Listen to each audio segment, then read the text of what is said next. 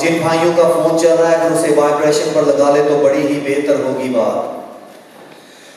The privilege of Christian को जब हम देखते हैं, एक मसीही का, चाहे वो बंदा हो बंदी हो, उसका इस्तेहकाक, जिसे इंग्लिश में हम क्या कहते हैं, वॉक, बैठना, चलना।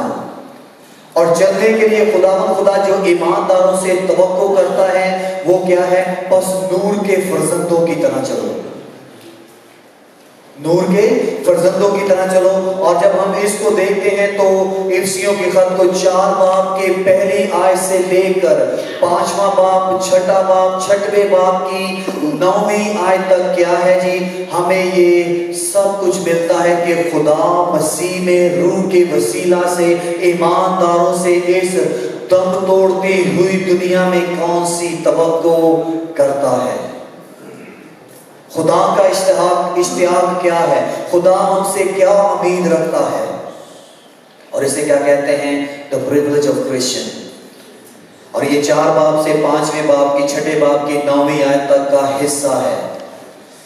और तीसरा हिस्सा क्या है जी, जो आखिरी हिस्सा वो क्या है, द रिस्पॉन्सिबिलिटी ऑफ क्रिश्चियन, मसीही की जिम्मेदारी।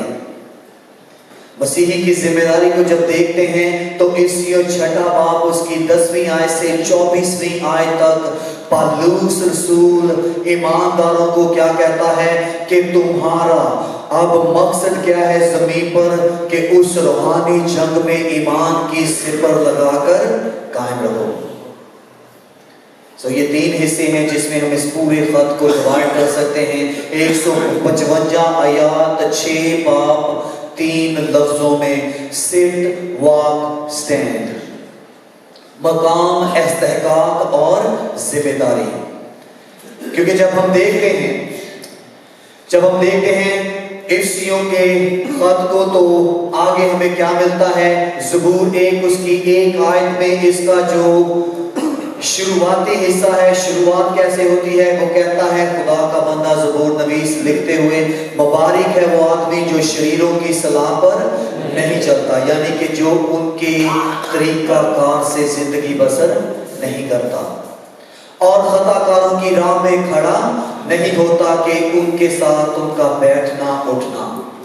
इंसाल की किताब जब हम 4 और 5 बाब को पढ़ते हैं तो वहां पर 3 बाब उसकी 5 आयत में इंसाल क्या कहता है, ऐ मेरे बेटे अपने ही दानिश में दानिशमंद ना बन, अपने ही फहम पर तकिया ना कर, तू उसके घर में ना जाना, वो तुझे क्या कर देगी, बर्बाद कर देगी। यानी कि उनके साथ बैठना, खड़ा, रफाकत करना क्या हो सकता है, जो नामनासिब लोग हैं तुम्हें बर्बाद कर सकते हैं।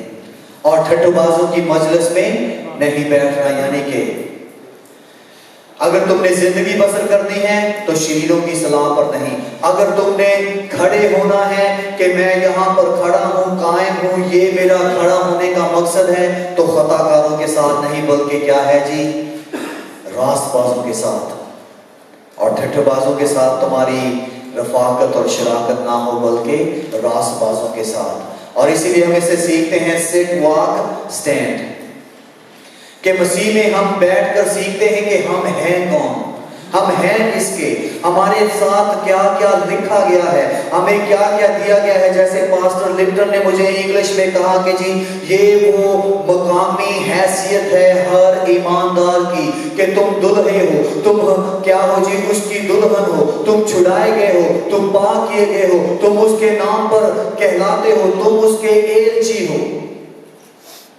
और नामों की लिस्ट आन जारी रहती है। सो बैठना, चलना और खड़े होना। जैसे हमारे कहावत है जी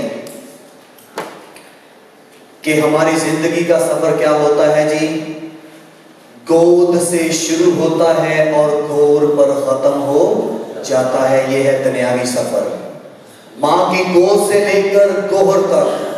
लेकिन हम इसे मसीही ख्याल में देखेंगे तो मां की गोद से लेकर आसमानी बाप की गोद तक है, क्योंकि मसीही मरता नहीं बल्कि क्या है जी, जिंदा किया जाता है। और जो मर जाता है वो दरअसल मरता नहीं बल्कि एक